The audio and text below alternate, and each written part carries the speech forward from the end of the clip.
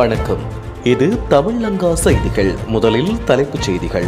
ஈரானின் அணுமின் நிலையம் மீது மூன்றாவது முறையாகவும் தாக்குதல். அமெரிக்கா ஈரான் நேரடி பேச்சு குறித்து புதிய தகவல். Al Jazeera. ஈரானின் முக்கிய மின்சார கட்டமைப்புகள் மீது தாக்குதல். ஈரானின் பதிலடி மிரட்டல். இலங்கையில் எரிபொருள் தட்டுப்பாட்டை நீக்க இலங்கை வரும் இந்திய கப்பல். லண்டன் நீதிமன்றத்தில் ட்ரம்பின் மகன் சாட்சி. ரஷ்ய இளைஞருக்கு சிறை. ஈரானுக்கு கரம் கொடுக்கும் ரஷ்யா.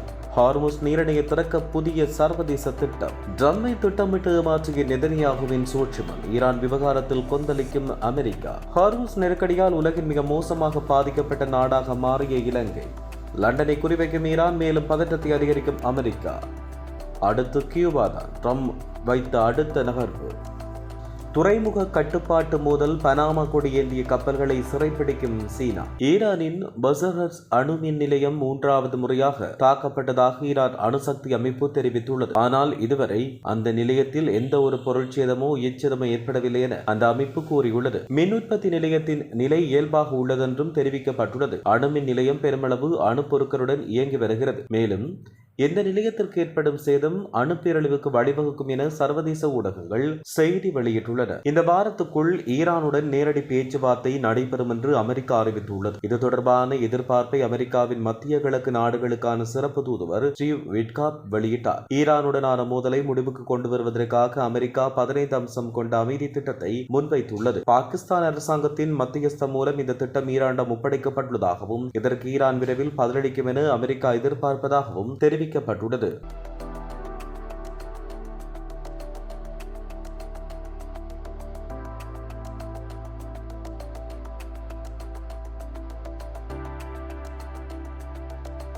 ஈரான் மீதான அமெரிக்க இஸ்ரேல் தாக்குதல்கள் தீவிரமடைந்துள்ள நிலையில் இஸ்பஹான் மாகாணத்தின் முபாரகே பகுதியில் உள்ள முக்கிய எரிசக்தி மற்றும் தொழில்முறை கட்டமைப்புகள் இலக்கு வைக்கப்பட்டுள்ளன. அந்த மாகாண ஆளுநர் மெஹ்தி ஜமால் நெஜாத் இதை உறுதிப்படுத்தினார். ஈரானின் உத்தியபூர்வ செய்தி சேவை இந்த தகவலை வெளியிட்டுள்ளது.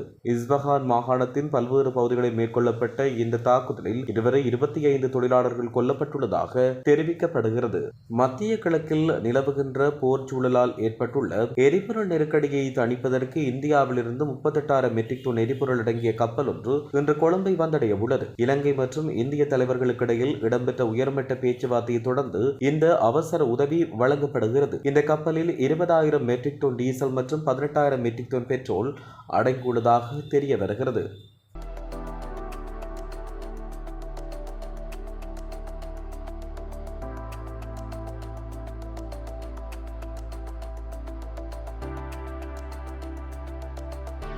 அமெரிக்க ஜனாதிபதி டொனால்ட் ட்ரம்பின் இளைய மகனான ஃபாரன் ட்ரம்ப் லண்டனில் வசிக்கும் தனது தோழி ஒருவர் தாக்கப்படுவதை காணொலி அழைப்பு மூலம் நேரில் கண்டு காவல்துறைக்கு தகவல் அளித்ததை அடுத்து தாக்குதல் நடத்திய ரஷ்ய இளைஞருக்கு லண்டன் நீதிமன்றம் 4 ஆண்டு சிறை தண்டனை விதித்துள்ளது. 23 வயதான மேட்வி ருமியன்செவ் என்ற அந்த இளைஞன் ஃபாரன் ட்ரம்பின் தோழியை தாக்கியமை மற்றும் சிறையிலிருந்து அவருக்கு கடிதம் எழுதி முறைப்பாட்டை திரும்பப் பெறுமாறு மிரட்டியமை ஆகிய குற்றங்களுக்காக தலா 2 ஆண்டுகள் என மொத்தம் 4 ஆண்டுகள் சிறை தண்டனை பெற்றுள்ளதாக தெரிவிக்கப்படுகிறது.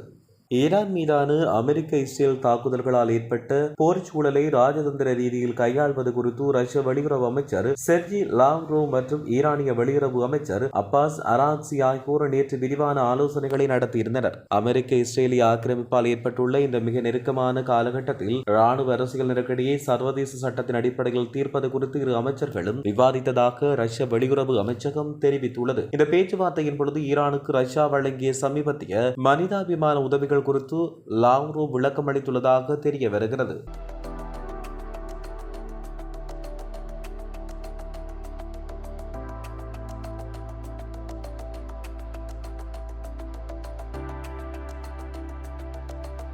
ஈரான் போர் காரணமாக ஹோர்முஸ் நீரிணையில் ஏற்பட்டுள்ள கப்பல் போக்குவரத்து தடையால் உலகளாவிய ரீதியில் உணவு தட்டுப்பாடு மற்றும் மனிதாபிமான நெருக்கடிகள் ஏற்படுவதை தவிர்க்க ஐக்கிய நாடுகள் சபை ஒரு புதிய விசேட பணிக்குழுவை அமைத்துள்ளது. ஹோர்முஸ் நீரிணை ஊடாக அத்தியாவசிய வர்த்தக பொருட்கள் தடையின்றி செல்வதை உறுதி செய்வதற்கான தொழில்நுட்ப வழிமுறைகளை வடிவமைப்பதே இந்த பணிக்குழுவின் முக்கிய நோக்கம் என்றும் தெரிவிக்கப்பட்டுள்ளது. குறிப்பாக உலக விவசாயத்துக்கு தேவையான 30% உரங்கள் இந்த நீரிணை ஊடாக கொண்டு செல்லப்படுவதால் இந்த பணிக்குழு உர வர்த்தகத்திற்கு முன்னுரிமை அளிக்கும் என்றும் தெரிவிக்கப்படுகிறது.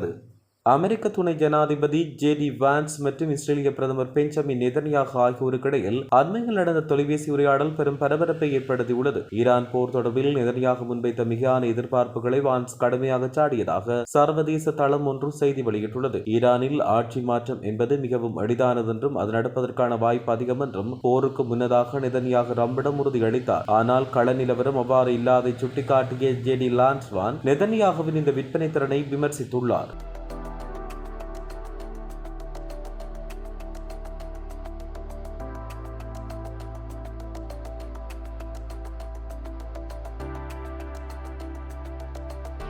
ஈரானுக்கு எதிராக அமெரிக்காவும் இஸ்ரேலும் மேற்கொண்ட ராணுவ நடவடிக்கைகளால் ஹோர்முஸ் நீரிணையில் ஏற்பட்ட கப்பல் போக்குவரத்து தடை உலக பொருளாதாரத்தில் கடும் தாக்கத்தை ஏற்படுத்தியுள்ளது. யூரியா, பொட்டாசியம், அமோனியா மற்றும் பொஸ்பரஸ் போன்ற உலகளாவிய விவசாய உர தேவைகளில் 1/3 பங்கு பொதுவாக இந்த நீரிணை வழியாக கொண்டு செல்லப்படுகிறது. வட அரைக்கோளத்தில் மார்ச் மற்றும் ஏப்ரல் மாதங்கள் பெரும் புகழ்ச்சியை மேற்கொள்ளப்படுவதால் உர தட்டுப்பாட்டின் காரணமாக ஆண்டின் பிற்பகுதியில் பயிர் விளைச்சல் குறைவதை நேரடியாக பாதிக்கும் என்றும் சுட்டிக்காட்டப்பட்டுள்ளது. ஈரானின் ஏவுகணை வரம்பில் லண்டனும் இருப்பதாக அமெரிக்க பாதுகாப்பு செயலாளர் பீட் ஹெக்ஸெட் எச்சரித்துள்ளார். ஈரான் போரில் இணையுமாறு பிரித்தானியா மீது ட்ரம்ப் நிர்வாகம் தொடர்ந்து அழுத்தம் கொடுத்து வரும் நிலையில் இந்த எச்சரிக்கை விடப்பட்டுள்ளது. டியோகா கார்சியாவை நோக்கி 2 இடைத்தூர பாலிஸ்டிக் ஏவுகணைகள் ஏவப்பட்டதை தொடர்ந்து வெள்ளை மாளிகை அமைச்சரவை கூட்டத்தில் ஈரானால் ஏற்படும் அச்சுறுத்தலை பீட் ஹெக்ஸெட் வலியுறுத்தியதாக தெரிவிக்கப்படுகின்றது.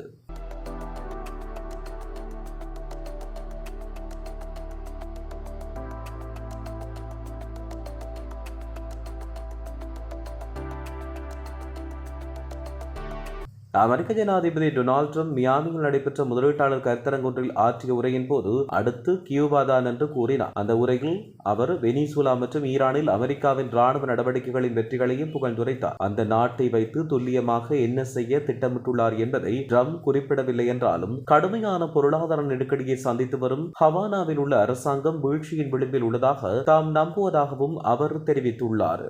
சர்வதேச அளவில் துறைமுகத்தை கட்டுப்படுத்துவது தொடர்பில் எழுந்துள்ள மோதல்களுக்கு மத்தியில் பனாமா நாட்டு கொடியுடன் பயணிக்கும் சரக்கு கப்பல்களை சீனா சட்டவிரோதமாக சிறைப்பிடித்து வருவதாக அமெரிக்க மத்திய கடல்சார் ஆணையம் தெரிவித்துள்ளது. பிப்ரவரி 28 ஈரான் போர் தொடங்கியதிலிருந்து வளைகுடா மற்றும் ஆசிய கப்பல் பகுதிகளில் நிலவும் பதற்றத்தை பயன்படுத்தி சீனா தனது கடல்சார் ஆதிக்கத்தை நிலைநாட்ட முயன்று வருவதாக தெரிவிக்கப்பட்டுள்ளது. குறிப்பாக அமெரிக்கா மற்றும் அதன் நட்பு நாடுகளுடன் தொடர்புடைய சரக்கு கப்பல்களை சீன துறைமுகத்தில் தடுத்து நிறுத்துவது மற்றும் தேவையற்ற தாமதங்களை உருவாக்குவது போன்ற செயல்களில் சீனா ஈடுபட்டு வருவதாக தெரிய வருகிறது.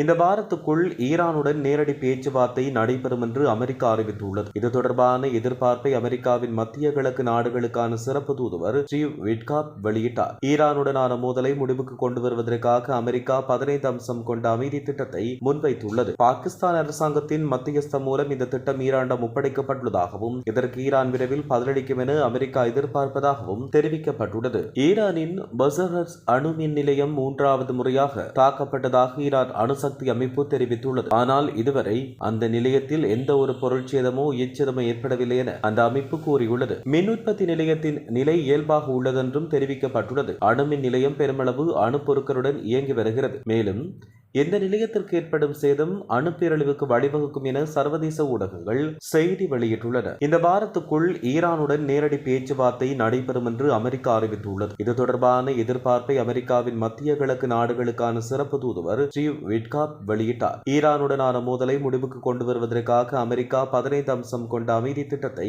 முன்வைத்துள்ளது. பாகிஸ்தான் அரசாங்கத்தின் மத்தியஸ்தம் மூலம் இந்த திட்டம் ஈரானிடம் ஒப்படைக்கப்பட்டுள்ளதாகவும் இதற்கு ஈரான் விரைவில் பதிலளிக்கும் என அமெரிக்கா எதிர்பார்ப்பதாகவும் தெரிவிக்கப்பட்டுள்ளது.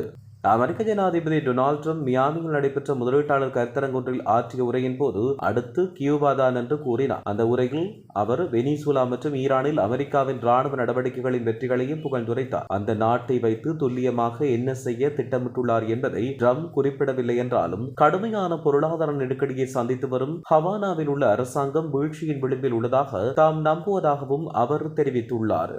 சர்வதேச அளவில் துறைமுகத்தை கட்டுப்படுத்துவது தொடர்பில் எழுந்துள்ள மோதல்களுக்கு மத்தியில் பனாமா நாட்டு கொடியுடன் பயணிக்கும் சரக்கு கப்பல்களை சீனா சட்டவிரோதமாக சிறைப்பிடித்து வருவதாக அமெரிக்க மத்திய கடல்சார் ஆணையம் தெரிவித்துள்ளது. பிப்ரவரி 28ஆம் தேதி ஈரான் போர் தொடங்கியதிலிருந்து வளைகுடா மற்றும் ஆசிய கப்பல் பகுதிகளில் நிலவும் பதற்றத்தை பயன்படுத்தி சீனா தனது கடல்சார் ஆதிக்கத்தை நிலைநாட்ட முயன்று வருவதாக தெரிவிக்கப்பட்டுள்ளது. குறிப்பாக அமெரிக்கா மற்றும் அதன் நட்பு நாடுகளுடன் தொடர்புடைய சரக்கு கப்பல்களை சீன துறைமுகத்தில் தடுத்து நிறுத்துவது மற்றும் தேவையற்ற தாமதங்களை உருவாக்குவது போன்ற செயல்களில் சீனா ஈடுபட்டு வருவதாக தெரிய வருகிறது.